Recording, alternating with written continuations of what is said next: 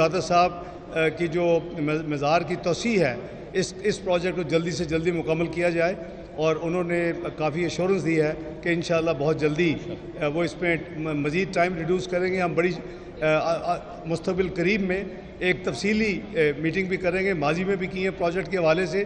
आज चूँकि तकरीब थी और वो यहाँ मौजूद थे तो उन्होंने कुछ अब तक की जो प्रोग्रेस है उसको शेयर किया है। तो अगर आप किसी का सवाल है तो डॉक्टर साहब ये बताएं, आप दाता ज़रूर के मानने वाले भी हैं, गरीब परवर भी हैं। महंगाई के जिन से आप तो नारा लगा के नून लीग आए थे कि महंगाई से निजात मिलेगी, पिस गए हैं, लोगों के पास पैसे नहीं हैं खुर्दों में शेशिया खरीदने के लिए, तो नून लीग आगे इलेक्शन में कैसे जाएगी जबकि तरीके इंसाफ आ रही है आपको डैमेज करने के लिए? आप लोगों को किस तरह लिख दें? देखिए बात यह है कि जो महंगाई है वो ये हुकूमत नहीं लाई, ये आपको ज़रूर रजिस्टर होना चाहिए।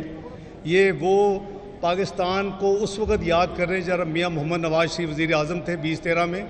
मुल्क जो था वो यानी बहुत बुरी हालत में था और ये उस वक़्त यानी प्रोजेक्शन की गई थी कि ये 6 से 7 महीने में जो भी पॉलिटिकल पार्टी जीत के आएगी वो इस मुल्क में डिफ़ॉल्ट डिक्लेयर करेगी। अल्लाह के फजल व करम से मियाँ नवाज शरीफ साहब की क़यादत में सिर्फ 3 साल के कलील अरसा में 2016 तक पाकिस्तान दुनिया की 24वीं बड़ी मईशत बन चुका था और तमाम महंगाई कितनी थी 2% और जनरल महंगाई कितनी थी 3.6% और तरक्की का रफ्तार पहिया क्या था 6%। शरह मुनाफा के लिए मैं सूद का लफ्ज़ इस्तेमाल नहीं करता, वो 5.25%। तो फिर जो मुल्क में एक कॉन्स्पिरेसी के तहत उनकी वजारत उज़्मा को ख़त्म किया गया, मुल्क में अफरा तफरी फैलाई गई, एक जो हाथ से चुने हुए था 2011 में, ये इसी मीनार पाकिस्तान के नीचे करोड़ों रुपये लगा के जिसको इंट्रोड्यूस किया गया था उसकी हुकूमत लाई गई, 2018 का इलेक्शन चोरी किया गया और उसके बाद जब उन्होंने छोड़ा तो पाकिस्तान की मईशत 24वीं दुनिया की मईशत से 47वीं मईशत बन चुकी थी। ये आप हक़ाइक़ जो हैं आपका फ़र्ज़ है कि आप कौम को शेयर करें और पिछले जो 16 महीने थे वो बिल्कुल उस नहज पे पहुंच चुकी थी, वरना मुस्लिम लीग नून को PDM को हुकूमत लेने का शौक़ नहीं था। वो इसलिए ली कि अगर ना लेते और ना पूरी कोशिश करते तो शायद मुल्क दिवालिया हो जाता। अल्लाह के फजल करम से मुल्क को दिवालिया होने से बचाया। अब दोबारा मुल्क की मईशत के लिए दिन रात वज़ीर आज़म शहबाज शरीफ और उनकी टीम काम कर रही है। कहते थे जो है पाकिस्तान तन्हाई का शिकार है। आज देखें कि हर जो बड़ी कुव्वत है, जो बड़े ममालिक हैं, वो पाकिस्तान के साथ अपने सफारती यानी ताल्लुकात को भरपूर तरीके से उनके साथ हो रहे हैं। कोई दुनिया के कोई सदूर यहाँ आ रहे हैं, कोई सदूर को मिलने हम जा रहे हैं। तो ये अल्लाह ताला का फजल करम है। इंशाअल्लाह जहाँ हम खड़े हैं इनकी दुआओं से पाकिस्तान को कुछ नहीं होना। पाकिस्तान ने दोबारा उभरना है, पाकिस्तान ने दोबारा एक मईशी कुव्वत बनना है। ये ऑलरेडी एटमी कुव्वत है मियाँ नवाज शरीफ साहब के ज़माने में, ये ऑलरेडी मिसाइली कुव्वत है मियाँ नवाज शरीफ साहब के ज़माने में। इसको मुआशी कुव्वत बनाने के लिए मियाँ शहबाज शरीफ और उनकी टीम दिन रात काम कर रही है। इंशाअल्लाह वो दिन दूर नहीं जब हम इन भंवर से निकलेंगे, महंगाई भी नीचे आएगी।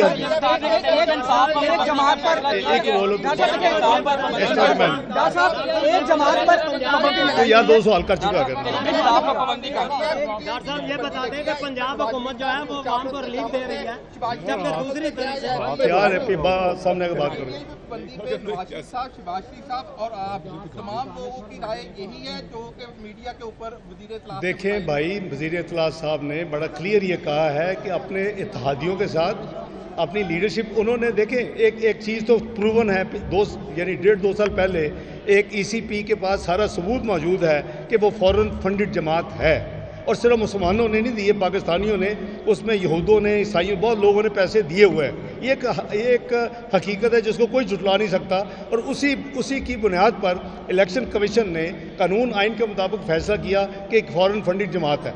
अब आगे सुन लेना जी, सुन लेना, आप सुन लेना, बात करते सुन तो लेना यार, सब्र करें। अब बात यह है कि ये फैसला जो है वो ऑब्वियसली लीडरशिप के पहले इसको देखेगी, जो वज़ीर इत्तलात ने कहा है, उसके बाद जो हमारे इत्तेहादी हैं उनसे मशवरा होगा और कानून आइन के तहत होगा। यहाँ जो कानून आइन के खिलाफ जो फैसले होते हैं सियासी, वैसा कोई फैसला नहीं होगा। इंशाल्लाह कानून आइन के तहत फैसला होगा।